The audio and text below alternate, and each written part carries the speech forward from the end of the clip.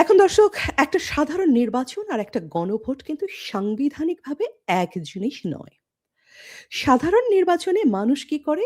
জনপ্রতিনিধি নির্বাচন করে। আর গণভোটে মানুষ সরাসরি রাষ্ট্রের ভবিষ্যতের কাঠামো সম্পর্কে সিদ্ধান্ত দেয়।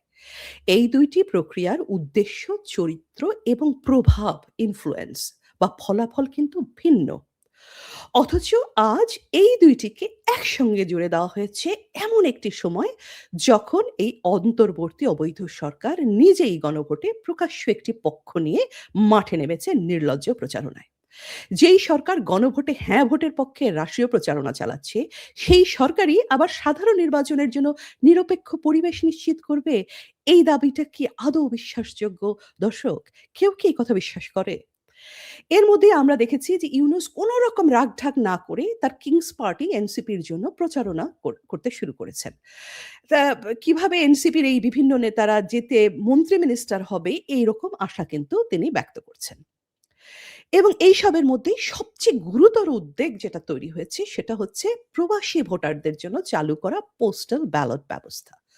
আমরা সবাই দেখেছি যে সামাজিক মাধ্যমে কিছু ভিডিও ছড়িয়ে পড়ছে, যেখানে একটি ঘরের ভেতর কয়েকজন মানুষকে আমরা দেখছি যে বসে একসঙ্গে বিপুল সংখ্যক পোস্টাল ব্যালট গুনছেন এবং খামের ওপর স্পষ্টভাবে বাহরাইনের ঠিকানা লেখা। এবং ভিডিওতে কাউকে বলতে শোনা যাচ্ছে যে, "এই ভিডিও করো না, ফেসবুকে ছাড়িস না, কারণ এতে নাকি ভাবমূর্তি নষ্ট হবে এবং প্রবাসী ভোট বন্ধ হয়ে যেতে পারে।" এই কথাগুলো কিন্তু কোনো গুজব নয় দর্শক। এগুলো একেবারে ক্যামেরায় ধরা পড়া ভোট চুরি। আর এই ব্যালটগুলো কোথায় পাওয়া গেছে জানেন দর্শক? বাহরাইনে জামাতে ইসলামের একজন নেতার বাসায়। তো দর্শক, এই হলো ধর্মবেচা, দাড়ি টুপিওয়ালা জামাতের রাজাকারদের অবস্থা। মানে ভোট চুরি তো চুরি, একেবারে পুকুর চুরি। একই ধরনের তথ্য এসেছে উপসাগরীয় অঞ্চলের অন্যান্য দেশ থেকেও, যেখানে কমিউনিটি গ্রুপের নামে প্রবাসীদের পোস্টাল ব্যালট সংগ্রহ ও বন্টনের কাজ চলছে বলে জানা গেছে। এখানে প্রশ্নটা কিন্তু দর্শক শুধু কে ব্যালট পেল বা পেল না সেটি নয়। প্রশ্ন হলো ব্যালটের নিরাপত্তা, গোপনীয়তা এবং নিয়ন্ত্রণের চেইন পুরোপুরি ভেঙে পড়েছে কিনা সেটি। একটা বৈধ নির্বাচনে ব্যালট কখনোই এভাবে একটি বাসায় শত, শত করে এভাবে জমা হতে পারে না দর্শক। এখন এই প্রসঙ্গ নিয়ে ব্যাপক সমালোচনা যখন শুরু হলো, তখন নির্বাচন কমিশনের সচিব কি বললেন? তিনি বললেন, প্রবাসীরা নাকি ব্যালট পেয়ে অসম্ভব আনন্দিত হয়ে নাকি মানে আনন্দের আতিশয্যে ভিডিও করে ফেলেছে। এটা নাকি করা উচিত হয়নি। আমরা দেখলাম যে এরই মধ্যে বিএনপি গিয়ে নির্বাচন কমিশনের কাছে আনুষ্ঠানিকভাবে অভিযোগ জানিয়ে এলো। বিএনপি কি বলছে? তারা বলছে যে পোস্টাল ব্যালট প্রণয়ন এবং প্রেরণে গুরুতর ত্রুটি রয়েছে। একজনের নাম বাদ দিয়ে অন্যজন ব্যালট গ্রহণ করছে। কোথাও, কোথাও নির্ধারিত তারিখের আগেই ভোটিং শুরু হয়ে গেছে এবং এই পুরো প্রক্রিয়ায় একটি নির্দিষ্ট দল মানে জামায়াতে ইসলাম লাভবান হচ্ছে। অথচ নির্বাচন কমিশনের পক্ষ থেকে আমরা কি কোনো দৃশ্যমান কোনো কঠোর পদক্ষেপ দেখতে পাচ্ছি? না দর্শক, পাচ্ছি না। আমরা দেখছি যে জামায়াতের নেতৃত্বাধীন জোটটি ভেঙে পড়েছে। ইসলামী আন্দোলন সেই জোট থেকে বেরিয়ে এসে প্রকাশ্যেই বলছে যে নির্বাচন নিয়ে তাদের শঙ্কা রয়েছে এবং ভিতরে, ভিতরে ভিন্ন সমঝোতা চলছে কিনা সেই বিষয়ে কিন্তু তারা বলছে, খুব সরাসরি বলেছে যে সে বিষয়ে তারা নিশ্চিত নয়। এখন দর্শক, যারা নিজেরাই এই নির্বাচনী ব্যবস্থার অংশ, তারাই যদি এমন সন্দেহ প্রকাশ করে, তাহলে সাধারণ মানুষ কিভাবে এই প্রক্রিয়ায় আস্থা রাখবে? আমরা যখনই দর্শক নির্বাচন নিয়ে কথা বলি, তখনই একটা গোষ্ঠী মানে এই রাজাকার এনসিপি ইউনূস গোষ্ঠী এতদিন ধরে বলে এসেছে যে আওয়ামী লীগের ভোট নাকি ছিল, আওয়ামী লীগের সময় ভোট নাকি ছিল রাতের ভোট। ভাই, আর আপনারা তো দিনে দুপুরে ডাকাতির প্ল্যান করছেন, ভোট ডাকাতির প্ল্যান করছেন। তার কি হবে? আপনারা তো রাতের অপেক্ষাও করতে পারছেন না। এই সবকিছুর মধ্যেই আমাদের কিন্তু দেখতে হচ্ছে এমন একটি অন্তর্বর্তী সরকার যাকে দিনের পর দিন নির্দলীয় বলে চালানো হচ্ছে, কিন্তু বাস্তবে যার রাজনৈতিক চরিত্র এখন আর গোপন নেই। এই ইউনূসের অবৈধ সরকার আসলে কার্যত জামায়াতে ইসলামী, বিএনপি এবং এনসিপির একটি সমন্বিত রাজাকার সরকার। এই ৩ শক্তির বোঝাপড়া, ভাগাভাগি আর পারস্পরিক সুবিধার উপর দাঁড়িয়ে কিন্তু আজকে রাষ্ট্র পরিচালিত হচ্ছে দর্শক। পুলিশ প্রশাসন, মাঠ প্রশাসন, মামলা, গ্রেপ্তার, আবার গ্রেপ্তার করার লোকদের কাদেরকে ছেড়ে দেওয়া হচ্ছে, কাদেরকে রেহাই দেওয়া হচ্ছে। সবখানেই কিন্তু এই যে সমন্বয়, একটা অশুভ সমন্বয়, সেটার ছাপ স্পষ্ট। কোথায় মব নামবে, কোথায় নামবে না, কার বাড়িতে হামলা হবে, কার বাড়িতে হামলা হবে না, এইসব সিদ্ধান্ত আজ আর আইন বা আদালত দিয়ে হয় না দর্শক। হয় এনসিপির মবের ইশারায়, জামাতের মাঠ শক্তির জোরে, আর বিএনপির রাজনৈতিক আশ্রয়। আর ডক্টর ইউনূসের সরকার এই পুরো প্রক্রিয়ার সামনে দাঁড়িয়ে শুধু নীরব দর্শকের ভূমিকাতেই নেই, বরং কার্যত এই যে অশুভ ব্যবস্থা, এটার সবচেয়ে বড় সুবিধাভোগী হচ্ছেন ইউনূস সরকার। দর্শক, আমরা কি দেখছি?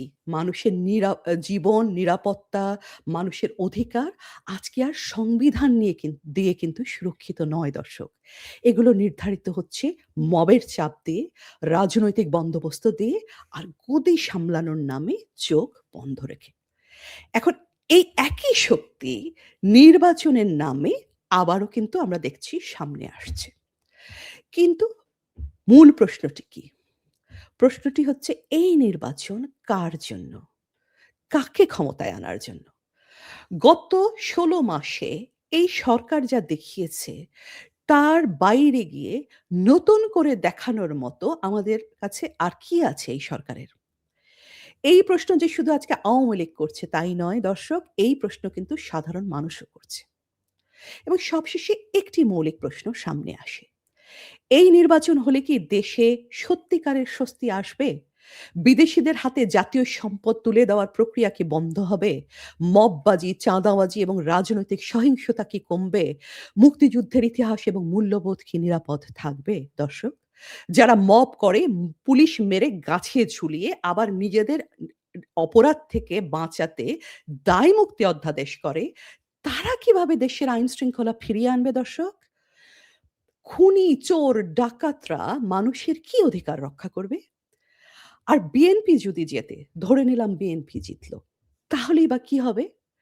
তারেক রহমান কি সত্যিই দেশটাকে চালাতে পারবেন? গত ১৭ বছর ধরে তিনি যুক্তরাজ্যে বসে কি করেছিলেন? এই ১৭ বছরে তার পারফরম্যান্স কি দর্শক?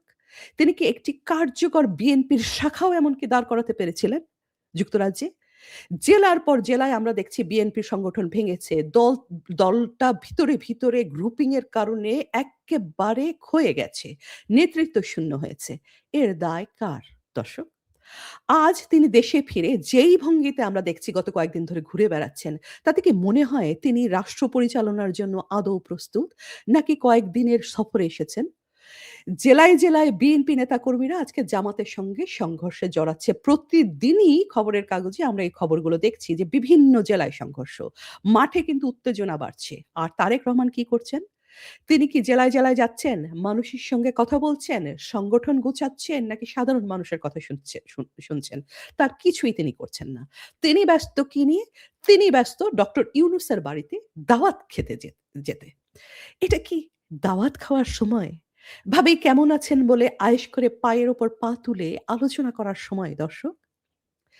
আর জামাত ইসলামী, যেই জামাত এই দেশের জন্মই চায়নি। যেই জামাত ১৯৭১ সালে গণহত্যায় সহযোগিতা করেছে। যেই জামাত ৫৪ বছরে এই দেশকে দিয়েছে শুধু রাজাকারী রাজনীতি, রক্কাটা সহিংসতা আর ঘৃণার উত্তরাধিকার। যারা প্রবাসী ভোটের নামে ভোটের আগেই ভোট চুরির বন্দোবস্ত করে, তাও আবার অন ক্যামেরা। তারাই আজকে ক্ষমতার কেন্দ্রে। পুলিশে, প্রশাসনে, মাঠে, জোটের দর কষাকষিতে সবকিছুতেই আমরা দেখছি যে জামাত। ইসলামী আন্দোলন তো নিজেরাই বলছে যে এই নির্বাচন পাতানো হতে যাচ্ছে। ভিতরে অন্য বোঝাপড়া চলছে। যারা নিজেরাই এই জোটে ছিল তারাই যদি এমন সন্দেহ করে, তাহলে সাধারণ মানুষ কেন বিশ্বাস করবে এই নির্বাচনকে? আর দর্শক, এনসিপি নিয়ে আলাদা করে আর কি বলব? তাদের ডাকে কয়জন মানুষ আসে? ৭ জন মানুষ আর পথের একটা কুকুর ছাড়া কি তাদের সভায় কেউ থাকে? অথচ আজ রাষ্ট্রের সবচেয়ে ভয়ংকর মব শক্তি হিসাবে তারা দাপট দেখায়। আর প্রশাসন নীরব, সরকার নীরব, কারণ এই মব শক্তি আজ এই সরকারের সবচেয়ে বড় ভরসা। তাদের হাতেই দেশটাকে তুলে দিয়ে নিজে প্রেসিডেন্ট হতে চান ইউনূস। প্রেসিডেন্ট হলে কি ইউনূস শুধরে যাবেন দর্শক? নাকি অথর্ব থেকে হঠাৎ করে উনি সথর্ব হয়ে যাবেন। বিদেশি প্রভুদের পা চাটা বন্ধ করবেন। এই সবকিছুর মধ্যেই আমাদের এখন আরো একটা ভয়ংকর বাস্তবতার মুখোমুখি হতে হচ্ছে। নির্বাচনের ঠিক আগে দেশে আমরা যে চরম আইনশৃঙ্খলা পরিস্থিতির অবনতি দেখছি, আ সেটা কিন্তু কোনো বিচ্ছিন্ন ঘটনা নয়। একটি ধারাবাহিক রাজনৈতিক বাস্তবতার অংশ দর্শক। আজকেই ঢাকার কেরানীগঞ্জে একটি মাদ্রাসায় বিস্ফোরণ ঘটেছে। শরীয়তপুরের জাজিরায় ককটেল বানাতে গিয়ে বিস্ফোরণে ৩ জন মারা গেছে। জাজিরার ঘটনায় স্থানীয় আধিপত্য বিস্তারের রাজনীতি জড়িত বলে শোনা যাচ্ছে। অর্থাৎ এটি নিছক কোনো দুর্ঘটনা নয় দর্শক, এটি ক্ষমতা দখলের লড়াইয়ের অংশ। আর কেরানীগঞ্জের ঘটনায় জঙ্গিবাদ মামলায় সংশ্লিষ্টদের জড়িত থাকার সুস্পষ্ট অভিযোগ এসেছে। এখন প্রশ্ন হলো, নির্বাচনের মুখে দাঁড়িয়ে দেশে আবার কেন বোমা বানানোর খবর আসে? কেন মাদ্রাসা থেকে বিস্ফোরণের সংবাদ আসে? এর সঙ্গে একই সময়ে আমরা দেখছি সমাজের ভেতর আরেক ধরনের সন্ত্রাস মাথাচাড়া দিয়ে উঠছে। নৈতিকতার নামে, ধর্মের নামে, পোশাকের নামে সহিংসতা। রাজধানীর লালমাটিয়া একটি স্কুলের ছাত্ররা ফুটবল টুর্নামেন্টের জন্য জার্সি আর হাফ প্যান্ট পরে প্র্যাকটিস করছিল। প্র্যাকটিস শেষে তারা সেই পোশাকেই কোচিং সেন্টারে গিয়েছিল দর্শক। সেখান থেকে বের হবার পর একটি ১৬ বছরের কিশোরকে সন্ধ্যায় রাস্তায় থামিয়ে প্রশ্ন করা হয়, "তুই হাফ প্যান্ট পরছস কেন? তোর বাড়িতে পাজামা নাই?" এরপর তাকে মারধর করা হয়। এখন দর্শক, এটা কোনো বিচ্ছিন্ন ঘটনা নয়।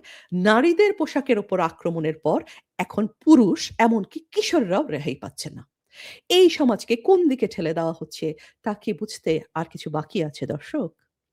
এখন প্রশ্নটা তাহলে খুব সরাসরি করতে হয়। কাদের হাতে আছে দেশটা, আর কাদের হাতে তুলে দেওয়ার জন্য চূড়ান্ত বন্দোবস্ত করা হচ্ছে?